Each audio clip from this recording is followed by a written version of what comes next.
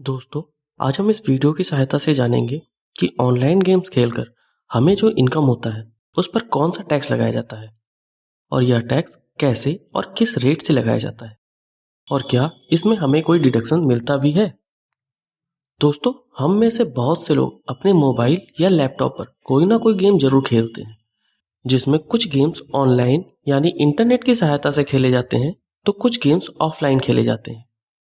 इन online games में से कुछ गेम्स ऐसे भी होते हैं जिसमें जीतने वाले व्यक्ति को प्राइज के तौर पर रियल कैश दिया जाता है, जैसे एमपीएल, रमी, पोकर, ड्रीम 11, माई 11 सर्कल एटसेट्रा। इनमें जीते गए प्राइज मनी को गेमिंग कंपनी द्वारा जीतने वाले व्यक्ति के बैंक अकाउंट या डिजिटल वैलेट में डायरेक्ट ट्रांसफर कर दिया जाता है। अब इससे जुड़े टैक्स के प्रोविजंस को एक एक करके समझते हैं। पहला, इस इनकम पर कौन सा टैक्स लगाया जाता है। चूंकि इंडिया में कमाए गए लगभग सभी इनकम पर इनकम टैक्स देना होता है जब तक कि वह इनकम स्पेसिफिकली एग्जम्प्ट ना किया गया हो।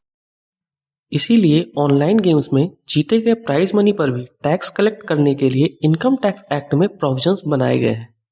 इनकम टैक्स एक्ट के सेक्शन 56 क्लॉज 2 के सब क्लॉज आईबी के अनुसार lotteries, crossword puzzles, races including horse races, card game and other games of any sort और गैम्बलिंग या बेटिंग से हुए इनकम पर income from other source head के अंतर्गत टैक्स लगाया जाता है।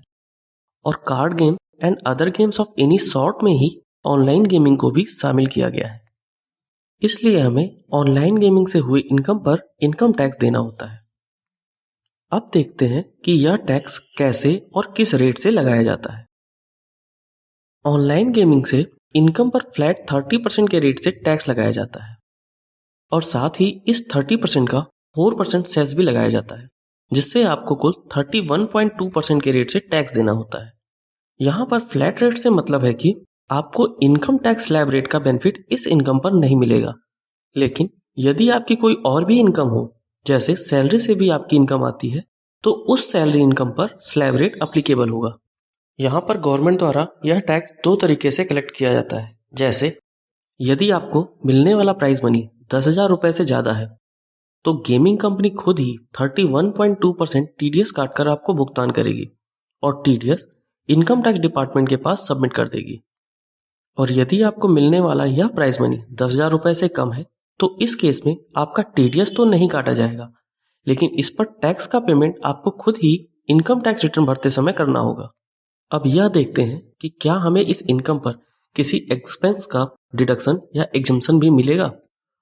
ऑनलाइन गेमिंग पर फ्लैट 30% प्लस 4% सेस जोड़कर टैक्स लगाया जाता है। इस इनकम पर ना तो आपको किसी एक्सपेंस का कोई डिडक्शन मिलेगा और ना ही कोई एग्जम्पशन। यहाँ तक कि यदि आपको ऑनलाइन गेमिंग में कोई लॉस होता है तो आप उसको किसी और इनकम से सेट ऑफ भी नहीं कर सकते। यदि यह प्राइज मनी आपको कैश के यहाँ काइंड में दिया जाता है तो टीडीएस कैसे काटा जाएगा यह भी जान लेते हैं। इस केस में गेमिंग कंपनी आपको काइंड में पेमेंट जैसे गिफ्ट, कार, बाइक एटसेट्रा देते समय आपसे उस गिफ्ट के मार्केट वैल्यू का 31.2% टीडीएस आपसे कैश, डीडी या चेक से ले लेगी, जिसके बाद ही वह गिफ्ट आप अपने साथ ले जा सकेंगे। तो इस तरह हमने जाना कि यदि आप ऑनलाइन गेम खेलकर इनकम कमाते हैं तो इस केस में आपको इनकम टैक्स के प्रोविजंस को ध्यान में रखना होगा, अन्यथा आपको इनकम टैक्स की नोटिस का सामना करना पड़ सकता है।